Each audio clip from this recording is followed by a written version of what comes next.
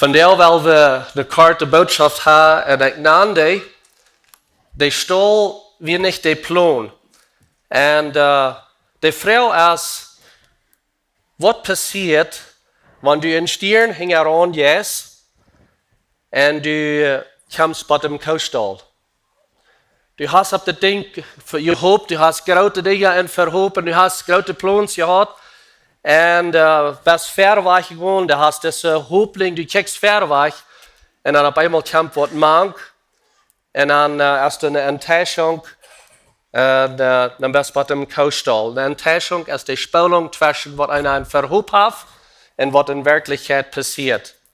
Und so von der werden wir mit durch die Ehe kicken von den weisen Männern.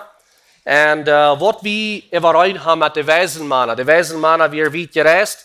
Und sie kamen hier durch diese Städte, um Jesus zu begegnen. So was haben wir alles in common? Was haben wir alles überrein mit ihnen? Ich würde gerne sagen, dass wir alle auch eine Stahlgeschichte.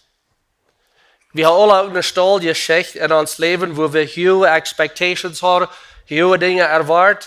Und dann auf einmal dann sagen wir, bei dem Stahl und wir wundern, wo sind wir nu? Wir haben diese großen Dinge in Verhob. So wollen wir ein bisschen nach den weisen Männern checken und sagen, was wir lernen können von ihnen, was wir können lernen von den Stahl und was wir können uns dort anwenden von der. So dazu will ich sagen, der Stahl, der wird nicht der Plon. Wir haben ein Part von der Geschichte hier, weil wir haben noch einmal andere Part auch noch zu lesen in Matthäus 2, das ist die Wienachts-Geschichte, Matthäus 2 von Vers 1 bis Vers 12. Als Jesus geboren wird in Bethlehem, in das jüdische Land, und der Teil von den König Herodes, kijk, dort kamen weisen Männer aus dem Osten nach Jerusalem und sagten, wo ist der geborene König von den Juden? Weil wir haben seinen Stirn gesehen im Osten und sind gekommen, um anzubeten. Als der König Herodes dort hier verschrak er das ganze Jerusalem mit ihm, und er versammelt alle hohe Priester und Schriftgelehrten von das Volk und forscht und noch, wo der Christus soll geboren werden.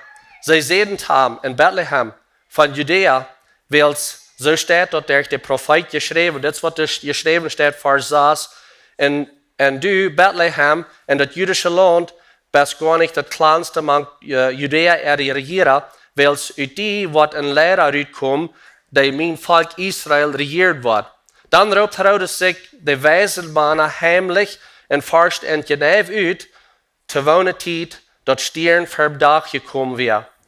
Und er schickt nach Bethlehem und sagt, gut forsch, je neef naar dat kind, und wenn je dat gefangen hat, dann sei mir dort, zodat ich auch kommen kann, dort anzubeten. Und als sie den König gehört haben, gingen sie hin und kijk, dat Stirn, was im Osten gesehen hat, ging verad. But, dort da kam über den Platz still stand, wo das Kind war. Als sie den Stirn sahen, freut sich mit sehr großer Freude. Und als sie in das Haus hineingekommen waren, sahen sie das Kind mit seiner Mutter Maria und sie fallen doll, beten am an und mögen ihre Schätze ab und geben ihm Geschenke, Gold, Weihrauch und Myrrhen.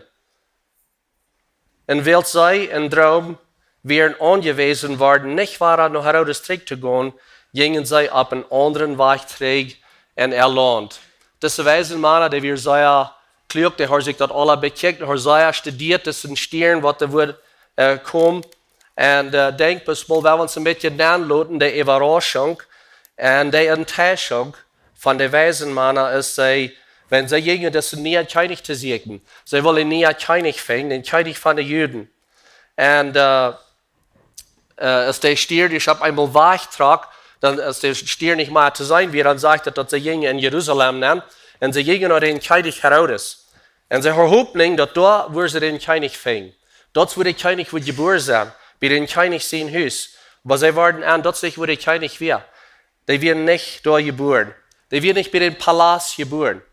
Und dort will ich diese Botschaft an, der Stahl wird nicht der Plon. Ich stelle mich so vor, als sie sind von Tüß losgefahren. Der Stahl wird nicht der Plon. Sie dachten, dass Jesus, der König, der würde in den Palast geboren sein. So wenn wir uns da ein bisschen anlassen, ist die wijzen mannen met het kameel en het dorp naandrijden van Jeruzalem, lang gereisd. En nu zijn ze wat daar. Nu zijn we bij Jeruzalem. Dat is een beetje zoals we nog maar reizen en we komen bij de stad waar we willen gaan voort en we draaien op den exit en wat immer. Nu gaan we in de stad naar en we kijken tot alle vensters uit en we wonderen, wat waar zijn we nu? En dat is wat zij daar. Ze gingen in Jeruzalem naar en ze hadden deze vrijheid en deze hooping dat waar ze worden Jezus trafen. Dat is waar Jezus zijn geboren. So ik stel me dat een beetje voor, als hij bij den Staul komt, waar Jezus geboren is. Ik leer met dat wat een beetje een vertaal, wat is dit zijn was. Dat zij waar hij zegt, something is niet ganz recht. We zien naar een König, nu zijn we hier bij dem Staul. Dat past alle top niet ganz top. Dat past niet top, dat de König wordt hier geboren zijn. So wat gaan we leren van de wijzen mannen? Wenn alle van ons haben eine Stahlgeschichte in ons leven. Eine Geschichte, wo wir hier Hoffnung haben, und dann auf einmal ist das Weg, wo wir abgehoopt haben. Eine große Gelegenheit, und das ist das große Weg gewesen. Die Gelegenheit, wie du auf einmal ist das nicht mehr. Wie wir abgesetzt für Success, wir dachten, so nu wird wir Erfolg haben, und kriegst du bei sich selber auch durchgesagt. So sind drei Dinge, was die weisen Männer deuten, und was wir auch können tun. Weisen Männer oder Menschen mit Verständnis, was sie deuten und was wir auch können tun. So Nummer 1, was sie deuten als weisen Menschen, die sehen nur Gott im Stall. Nummer 2, weisen Menschen geben Gott erbastet. Und Nummer 3, weisen Menschen ändern ihre Richtung im Leben, wenn sie aus dem Stall rauskommen. Und so Nummer 1 ist, weise Menschen sehen nur Gott im Stall. Wir wollen alle weise sein. Und sehen wir nur Gott, wenn wir bei im Stall kommen. Haben wir uns gelehrt, nur Gott seine Aussicht zu kicken, nur seine Perspektive, was sieht Gott in diesem Zustand, wo ich sehe, in diesen Umständen, wo ich sehe, angekommen, kann ich Gott in das sein, und dort ist das in einem Palast ist, oder ist das in einem Kuhstall ist. David, der lebt nicht in einem düsteren Heil, wo er bauen wir, und hat sich da verkropen, er lebt da nicht mehr und sieht, das ist eine sichere steht. Aber er kijkt für Gott und er sagt nur Gott und er steht und er schreibt den Psalm. Paulus, der kijkt nicht bloß nach der eiserne Stange, was fahren wir, die eiserne Deresheim Gefängnis wir, ist er der mutmerkende Brief schreibt, hat einen Teil Brief geschrieben, was wir von der lesen. Was tut er dort? Er kijkt nicht bloß nach der Stange, nach der Isarstange, er kijkt nicht bloß nach der Armstern, aber er sagt nur Gott, und er steht, wo er wir, und er schreibt den Brief. Als die weisen Männer, bei diese uitgeleerde scholars kommen, die schriftgeleerde, und all diese Menschen, die Gott uitgeleerd werden, schriftgeleerde Menschen, die schriftgeleerde Menschen, die haben die Prophezeiung gelehrt, und die kijkten nach der Prophezeiung, und die kijkten in der Schrift, aber die kijkten nicht für den König. Sie sagten nicht für den König. Und so was ich will sagen mit dir ist, dass es möglich, dass wir in der Schrift sind und dass wir Gott müssen. Wir haben es nicht gemacht, was er zu uns redet, dass wir in der Schrift wären. Wenn wir nach unseren Stall checken in uns Leben und unsere difficult experiences, unsere Dinge, was sind schwer was in uns Leben, und wir würden sagen, das ist nicht gut mit unserer Sache, das gleich ich nicht, wo ich nu bin, sehe, dann ist es wichtig, dass wir uns fragen, kann ich Gott in das sein, dass wir nur Gott sehen in der Stadt, wo wir sind? Was sagt Gott zu mir in dieser Stadt? Wenn wir bei dem Stall kommen in uns Leben, dann werden wir nicht da rumgehen. Was da vielmal passiert ist, wir versuchen da rumzukommen. Wir kommen bei dem Stall und versuchen da rumzugehen. Wenn da Disappointment ist, wenn wir Enttäuschungen sind, für uns sind, oder wir sind da Band, und wir sagen, wir wissen nicht, was da angeht in meinem Leben, dann kommt es darauf an, dass wir sagen, ich will hier ein bisschen ängstlich aufbleiben, ich will mal sehen, was da passiert. Und ich will hier Mut mit gut bloß durch, gut Pferdeweg, gut dann, gut im Stall nehmen, wenn Jesus ist auch im Stall. Und so wer von uns alle würde sagen, dass ich halt 2 oder 3 Mal in meinem Leben einen Stall begegnet, eine Stallgeschichte. Oder wer würde sagen, even in 2025, habe ich mal 2 oder 3 Mal in den Stall begegnet. Sie in den Stall geschickt werden, ihr weißt. Und so die Frau erst nicht, kommen wie was in der steht, wo wir auch sagen, dass wir sind in den Stall. Aber was sagt uns Apport, was sagt uns Apport von, wenn wir in den Stall näher kommen, auch von diesen weisen Männern. Und ich würde sagen, was uns Apport sagt, ist, dass wir da ein bisschen näher gehen. Die weisen Männer, die bleiben nicht bitte stehen. Sie gingen näher, sie gingen dann näher und sie sagten, noch Gott im Stall. Sieh, was da passiert in uns Leben. Wir können zurückkicken und wir können den Punkt der Schmucktaubstahl und sagen, das ist Gott mir leid, und dann wie ich da, und dann kann ich nicht kriegen, sagen, dass Gott mir leid hat. Wenn wir zurückkicken, wir können den Punkt der Schmucktaubstahl, wo Gott uns leid hat. Aber wir können nicht fairerweise kicken in den Punkt der aller Taubstahl. Dort ist es wichtig, dass wir Gott vertrauen, dass wir gehorsam sind und dass wir fairerweise gehen. Das ist ein ganzer Part von uns christlichen Leben. Dass wir Vertrauen haben, dass wir gehorsam sind und dass wir nicht versuchen, Sens zu merken von dieser ganzen Sache, wo wir nun sind, was der Stall bedient, wo so trifft es mich, wo so sind wir hier gekommen, aber dass im Hort annehmen, fairerweise gehen. Nummer 2 ist, die weisen Menschen geben Gott erbastet. Es ist diese weisen Menschen, aber da wir in Matthäus 2, Vers 11 lesen wieder groß, das sagt, dass sie dort kommen in das Haus und sie einmal Jesus sahen, dann fallen sie durch und sie beten am an. Und sie merken ihre Schatze auf und geben am Geschenke. Und nicht bis gerade so Geschenke, dass wir Gold, Weihrauch und Myrrhen. Und so du fragst vielleicht, was kann ich tun? Was kann ich von dir, Gott, geben? Was ist das Beste, was ich kann tun? Jesus, der sagt, was je zu den Nächsten war tun, das habe ich mir tun.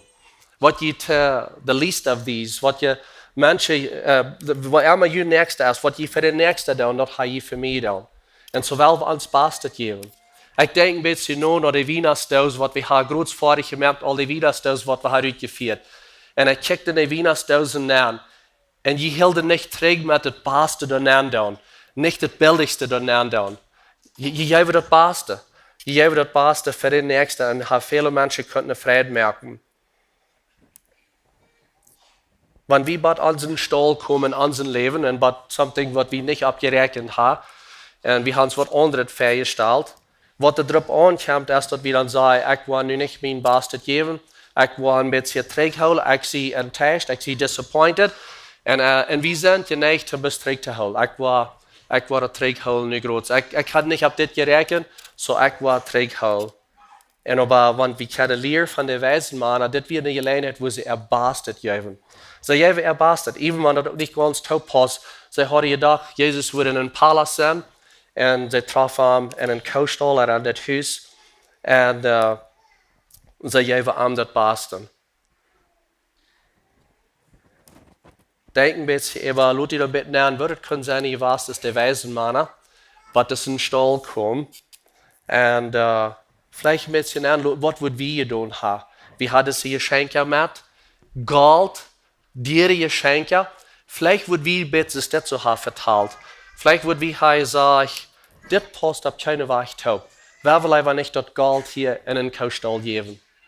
How about kommen mit dieser Idee ab, wieso würden wir nicht Nomen tragen, dann uns jemand anderes die Geschenke geben. Weil uns selbst die Geschenke geben. Und es steht dort, wir ihm dort geben. Es ist, bei das Haus kommen, bei den Stable, das sage ich bei das Haus, aber wenn wir uns näher Leute nicht kommen, bei den Stall, sie sind ganz voll Freude und nu sind sie bei Jesus. Lang gereist, nu sind sie bei da. Nu wil ik mijn Bestes geben. Wir wollen alle besondere Dinge tun. Wir wollen uns Bestes geben. Wir wollen alle was Besonderes tun für Jesus. Wir wollen große Dinge tun für Jesus. Und vielleicht würde es von uns sein, dass ich will, ich will tun, aber ich will nicht in einen kleinen Weg tun. Ich will auf einen großen Weg tun, so dass es sein wird. Und am großen Weg tun ist nicht unbedingt arg, aber wenn wir das tun, bloß um das zu sein ist, das ist eine andere Geschichte. Und hier ist ein Poem, hier ist ein Gedicht, was ich das letzte Jahr mal einmal gelesen für mich. Und der Poem, der Gedicht, das jetzt ist der Vater, und das ist der himmlische Vater. Er redet hier zu den himmlischen Vater. Vater, wat zal ik van jou schaffen? Hij wijst mij naar een kleine stad en zegt, bewerk die stad voor mij. Ik antwoord am Schwinn, aber nee, nicht dort. Keiner wird dort sein. En dan, wanneer ik ook een goede arbeid doe, niet een kleine stad voor mij. Dat woord wat hij dan redt, weer niet streng. Hij antwoordt en zegt, Bethlehem, wie ook een kleine stad. Ook Galilea. Wat ik ga geleerd uit deze gedicht lezen, voor mijzelf. Ik kan niet krom zijn en staan en jammeren en mijzelf bejammeren en lijden en dein beides tegelijk. Du kannst nicht lijden en dein tegelijk met jammeren en zeggen hoe slecht het is. Oder dat keiner dat zegt. Nummer 3. Wijze mensen ändern ihre Richtung in ihr Leben, wenn sie aus dem Stall rauskommen. Right? Wir sind im Stall gewesen, wie wir in der Zeit, wo es nicht schein ging. Aber wir haben eine Richtung geändert. Wir gehen in eine andere Richtung. Wir haben was gelernt. The stable changes things. Der Stall, der verändert Dinge. Wir sind im Stall gewesen, aber wir haben was gelernt und wir gehen in eine andere Richtung. Wir haben gelernt durch dort. In Matthäus 2, Vers 12, wir lesen den Vers da, das sagt da, dass sie wieder in der Traum angewiesen waren, dass sie sollen nicht zurückgehen nach Herodes. Und das sagt, dass sie gingen auf einen anderen Weg zurück nach Erlan. Sie gingen auf einen anderen Weg. It changed their direction. Sie haben Jesus gesehen, sie gingen in eine andere Richtung. Meine Frau ist an die, wenn du bist durch eine schwere Zeit gegangen, was du nicht hast abgerechnet, gehst du in eine andere Richtung, es wird eben in eine andere Direction, was du jetzt hast, was gelernt durch dort. Jesus da sein, am das Beste gegeben und ich gehe in eine andere Richtung. Diese Erfahrung, was sie haben bei dem Stall, das hat ihr Leben verändert. Und so die Frau ist nicht go wie durch die Zeit, dass wir bei dem Stall kommen, was wir in den Stall geschickt haben. Die Frau ist bis wie Gott da sein in den Stall geschickt. Gott hat Abraham auf eine besondere Lebensreise, würde wir können sagen. Und er hat zu Abraham gesagt, dass er würde Führer sein von vielen Nationen. Und in 1. Mose, da sagt es, dass eine gewisse Zeit Lothar, und ich ging dahin und kiekte, so was ist eine gewisse Zeit Lothar? Ich glaube, es ist wichtig, dass wir zurückgehen dahin, Frau, was ist dann eine gewisse Zeit Lothar? Nur dem. Und nur dem, was Abraham hat gelernt, dass Sarah seine Schwester war. Nur dem, was Abraham durch eine Hungersnot wieder durchgegangen. Nur dem, was Abraham durch ein Teil Troubles durchgegangen wie in seiner Familie. Nur dem, den Trouble, was hat mit Lot. Lot, dat hij wie de Onkel even Lot. En het ganze Land aandelen, al dat. Nur dat, viele Jahre nur dat, wo ihm das versprechen wir, dass er würde Führer sein von vielen Nationen. Ab einmal dann, als Abraham, so wie er trägt, und Gott sagt, Gott besteht dort mit den Versprechen, was du mir gegeben hast. You promised. Abraham, der kijkt plötzlich aus seine Stallgeschichten. All diese Dinge, was er bejaht hat, er hat viele Stallgeschichten, wo er kann vertellen. Hier ist das interessante Ding. Gott, der nimmt am Rüt, er sagt, komm mal mit, komm mal Rüt, und kijk mal nach den Stieren. Kijk mal all diese Stieren. Komm mal weiter nach den Stieren kijken.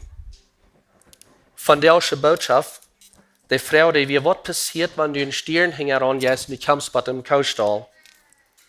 Mit Abraham wird es so, Gott sagt, komm, kijk mal. Ich will dir mal weiter die Stieren wiesen. Abraham, der wird zu lang im Stall gewesen. Er sagt, kijk mal weiter fair weg. Kijk nicht bis zurück nach deine Stallgeschichten. Du bist zu lang im Stall gewesen. Gott, der ist gut. Gott, der ist nicht antreu in dein Leben, in mein Leben. Gott, der ist weise. Er ist nicht durcheinander. Und ich kann jetzt sagen, was ich gelernt habe, ein von den Dingen in diesem Jahr, dass ich nur Gott kicke in der Zeit, wenn ich mich so feilig sehe im Stall. Dass ich habe für Gott gesagt, some von ihnen Ik wonder bij dat je zijn te lang ook im Staul geweest. Dat het tijd is dat we mal waar uitgaan, de stieren zijn. Dat we uitkijken, verder wegkijken, wat God voor ons heeft. En er staat dat we terugkijken, naar al die geschichten, wo we bijna zijn geweest. Ik kan niet allemaal zijn, wat God zijn hand deed. Ik kan ook niet allemaal allebei daarheen. Ik kan niet zijn, wat God zijn hand allebei deed. Aber één ding kan ik zijn, ik kan allemaal op hem vertrouwen. So dat is een onderscheid tussen wanneer we gaan kijken en wanneer we voor wat zieken doen. There's a difference between looking at something and looking for something. En zo we voor God kijken, we hebben naar God zieken en daar staat waar we zijn. Wel wie de mensen zijn, wie alle, wel wie de mensen zijn, wat te zeggen, wanneer ik in een zware tijd aankom, wanneer ik met de stad kom, wo het een Staul is, ik zie naar God en daar staat, ik kijk wat deed God in mijn leven. Wel wie de kerk zijn, wat te zeggen, wanneer we bij de stad komen, dat we niet weten waar we nu zijn, dat we de kerk zijn, wat ik kan zeggen, we zien naar God in de stad waar we zijn, we geven hem dat beste en we leren daarvan. En we ändern onze richting in ons leven van waar we gaan gaan van hier wieder. Amen. Amen. Dankzij Jezus voor die verspreken wat de zo blijft, wat de waarheid is, die verspreken over ons. En God, in 2024 zijn veel van ons wat im Staul gekomen, im Staul gekomen en de stad wo uns das nicht schein ging, nicht scheinrecht. Und ich frage, dass Gott irgendwann wie von der somebody else, wo er sagt, ich sehe auf eine Stelle, wo ich nicht weiß, wo hin, dass du bist, was den Frieden immer entscheiden und Weisheit geben und was dem Mut geben, um die zu segnen, Jesus, in den Stall, die das Beste zu geben in die Zeit, wo wir sind. En er wat van te leren, in een andere richting te gaan, wat we wat zo iets zijn. Jezus, dankzij voor deze Weihnachtstijd. Zo'n wondervolle Weihnachtstijd, wat we kunnen vieren met familie top, met vrienden top, als kerk top, schijn eten en een goede tijd hebben, en die loven en die danken en die aanbeden. We beten die van jou ook aan. We danken die voor wer du best in ons leven. Für wer du bist gewast in 2024, wie kann some Punkt, dat kann all top Stahl, kann zurückkicken. Wie kann nicht der Zukunft sein, aber wir vertrauen die, wir holen uns an die, und wir wollen verweichen gehen mit der Versprechung, was du uns gegeben hast. Dankeschön, Jesus, für diese Zeit von Hoffnung, von Leib, von Frieden. Möchte ich bis immer uns alle sein, in Jesus' Namen. Amen.